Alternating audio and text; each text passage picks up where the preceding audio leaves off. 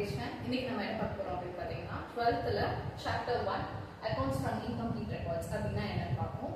accounts from incomplete records அப்படிங்கிறது எப்படி இருக்குன்னா சிங்கிள் என்ட்ரின்னு சொல்லலாம். இதை ஒரு ப்ராப்பரான புக்ஸ் மெயின்டைன் பண்ணியிருக்க மாட்டாங்க.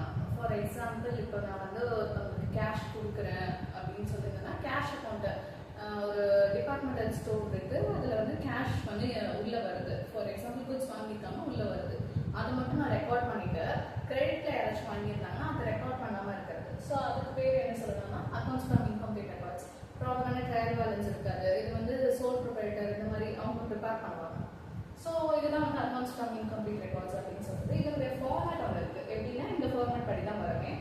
Statement of profit or loss for the year end, particulars amount போட்டுட்டு capital at the end of the year. இதை வந்து என்ன சொல்லலாம்னா க்ளோசிங் கேபிட்டல்னு சொல்லலாம்.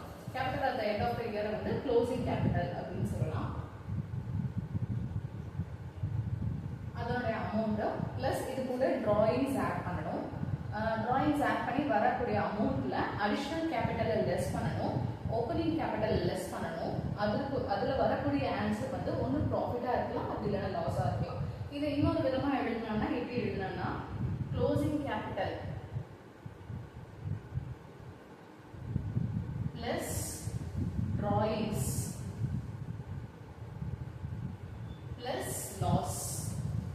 இது ஒரு விதமாகும். அதே மாதிரி opening capital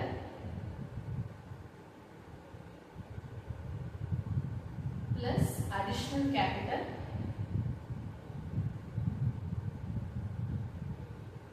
plus profit. இந்த ஆறுலையுமே ஏதாச்சும் ஒரு வேல்யூ நம்மளுக்கு கிடைச்சது அப்படின்னாங்கன்னா அதை வச்சு ஒன்று ப்ராஃபிட்டோ லாஸோ கண்டுபிடிக்கலாம், அப்படி இல்லைன்னா டிராயிங்ஸ்